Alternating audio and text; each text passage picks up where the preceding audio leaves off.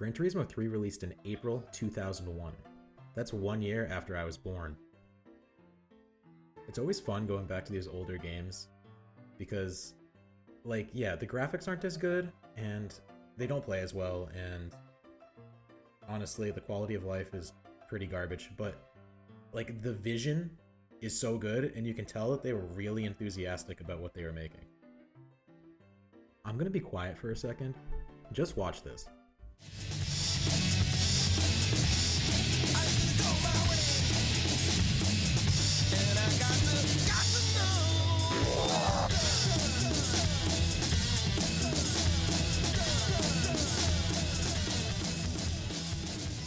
Like, it simultaneously takes itself so seriously while also just making you laugh the entire time.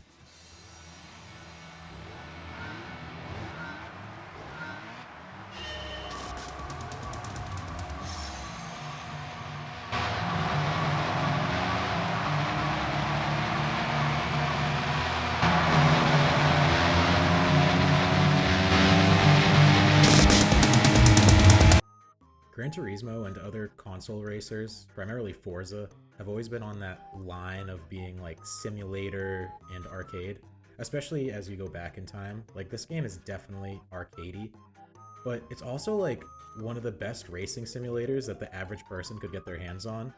And so it's so jarring to go from that to watching a PT Cruiser drive around Rome to Motley Crue.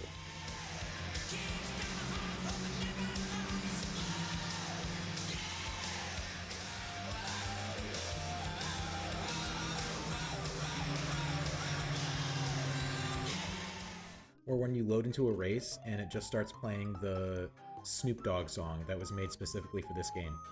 Yeah, it's called Dogs Turismo 3. It's pretty good. Yeah, man. Which one of these cars you gonna use? I might use the Celica, the Mazda, the Nissan, or the Toyota. I heard they had that PT Cruiser on there too. Yeah, what's we gonna use? Let's try the D4s. Yeah, I heard that was fly. 3, 2, 1, let's go. Foot to the pedal and the pedal to the flow. Hurry up and take off, adjust my seat. Everything cool cause I'm dipping to this beat. Sliding, slipping, smashing off. I'm taking the lead while others crash the wall. Doggy, D-O-double-G in the Gran Turismo 3. I never actually played Gran Turismo 3 when I was growing up. My brothers and I had a PS2 and we had Gran Turismo 4. I remember that one really well, but we didn't have 3. I guess we might have gotten it one time at like Blockbuster, but I only actually have one memory of going to Blockbuster, and it was to pick up Jak 2, because we had that game, but the disc was like scratched and broken because we didn't know how to take care of them. So I always really wanted to play Jak 2. Gran Turismo 3 feels a lot like Gran Turismo 4, just maybe a little more archaic. Number 4 is the first one I played, and it really just takes a lot of what 3 was doing and refines it. Gran Turismo 3 has a less appealing main menu. It's also missing the used car dealer, which actually made me really disappointed. That being said, it still has a full, realistic car upgrading and tuning suite. If you compare it to modern games, all you're really missing is maybe aesthetic upgrades and how pretty the user interface is. Once I got my bearings, I decided to start in the most obvious place, which was license tests. The early ones were pretty predictable, doing things like stopping and taking simple turns. Just like other Gran Turismos, I realized I could probably sit there for 100 hours trying to get gold on these things. I quickly realized that I'm pretty much happy with a bronze or a silver.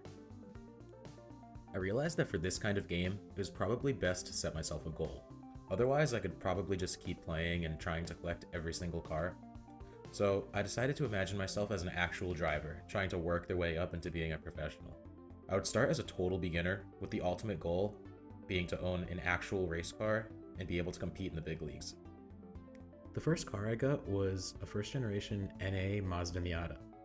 I thought this was a practical choice as far as like a cheap track car went, and it served me pretty well. I got a lot of the beginner races done with it. It fit a bunch of the criteria, so I was able to use it for a lot of different series. And I upgraded it a good amount, and it actually kind of rips. I was able to use it for all the open class events, and then I was also able to use it for certain specialized series, such as the FR series, which was for front-engined rear-wheel drive cars, the 80s Japanese sports cars. Fun fact, by the way, they started making the Miata in 1989, so technically I guess this means that this was a first model year Miata. And once I put a turbo in it, I was able to use it for the Turbo series as well. Eventually though, as you might be able to predict, I started to struggle with power, and I was just really slower than a lot of the cars on the straightaways. I could keep up in the corners and even pass a lot of the faster cars through the corners, but once I got to the straights, I just started falling behind. So the next car I picked up was a Savannah RX-7, the FC generation, and this car was a little bit of a handful, but it had more horsepower and it kept up a lot better. This car felt like a small upgrade from the Miata because of the power, but honestly, it ended up feeling like a bit of a bridge car, because even though I used it for some of the intermediate events, the next car that I ended up using just completely blew it out of the water.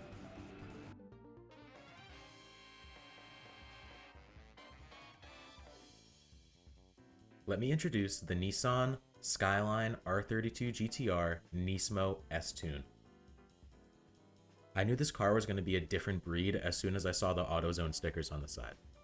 No, but seriously, this thing just blew my other cars out of the water. I mean, right off the bat, it had 400 plus horsepower.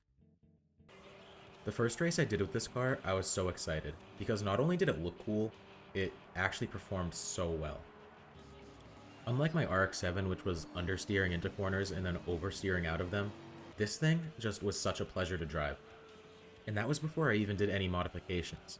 I have to admit, the first thing I did after I raced this car once stock was I went straight to the tune shop and I put a Stage 2 turbo on it. It gave me around 100 horsepower, and by the time I turned off the traction control and the stability management, this thing was a riot to drive.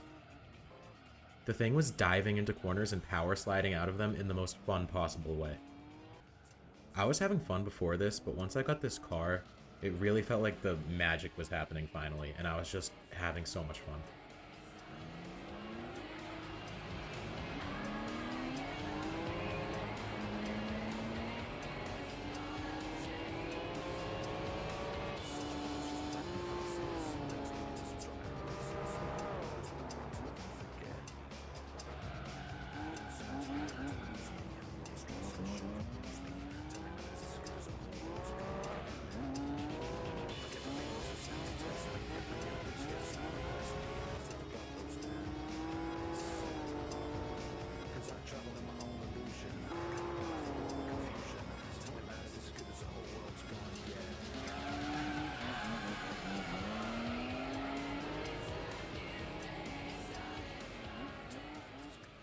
With this car, I actually felt confident to enter some of the more difficult races, so that's what I did. I hammered out my International B and International A license tests. Then, I entered into the Gran Turismo World Championship.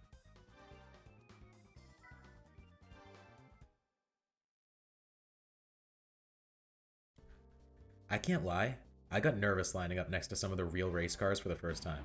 I knew this Skyline was fast, but it was still nerve-wracking seeing these iconic rally cars on the starting grid next to me. That is, well, until I put my foot down.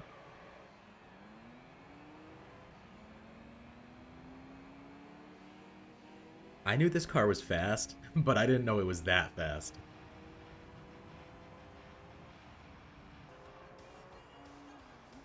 I ended up breezing through this whole championship.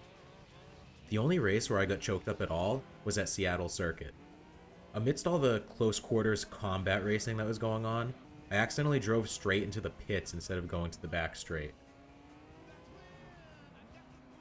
This was not the ideal racing line, and it ended up costing me the victory in the end. Although I had enough points banked up from all the other races that I still ended up winning the championship.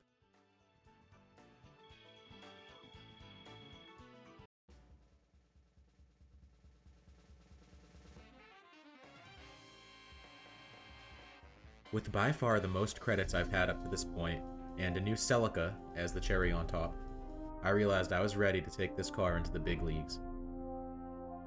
And I'm not talking about rally cars this time, I'm talking about full-blown GT and Le Mans racing cars. So I did as many upgrades as I could, and I got this car faster than it's ever been before.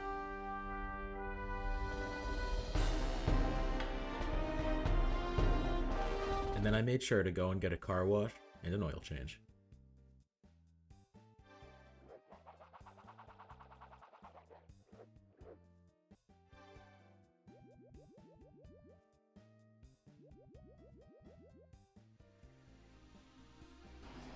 I started the new series, and I was really impressed with how fast this car was and how well it was actually doing. It was keeping up with these GT cars like it was nothing.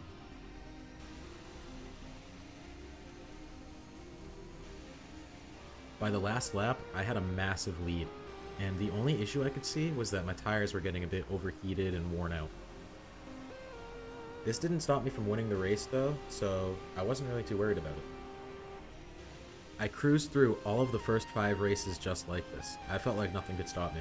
I felt like I had this whole championship in the bag until I got to this part of the Seattle circuit on the last lap and shunted it straight into the wall. This meant that I finished in second, and I honestly think it just started a string of bad luck for me. That combined with the fact that the later tracks just seemed to suit my car less and less. I was doing really well in the beginning of all of these races, except I started to notice that by the end my tires were so shot that the other cars were just out-cornering me and I couldn't keep my lead. This meant that the Castrol Supra was gaining more and more points on me.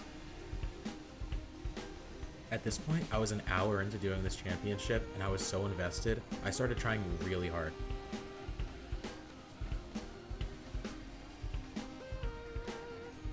I was actually getting kind of nervous though, and I just started to make more mistakes, and I felt like the odds were against me all of a sudden. Going into the last race, my lead had shrunk down so much that in the championship, I was only 6 points ahead.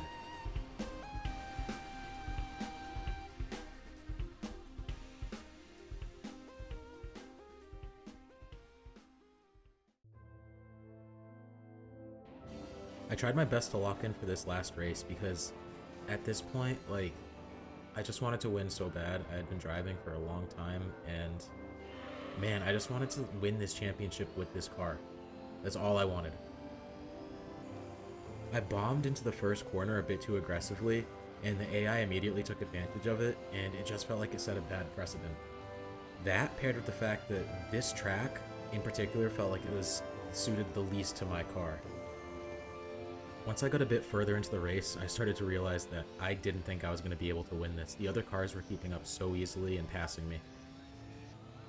All I could do was try to retain as many positions as possible and hope that the Tom Supra that was in first place didn't win enough points to beat me out at the end. I came around the final bend towards the back straight, and I was in 5th place, second to last. At this point, my tires were completely worn down, and my car had actually done so many miles since the start of the championship that it needed an oil change again. I braced myself as the final results came in. I was pretty sure I knew what place I was going to be in, but it still hurt when I saw it.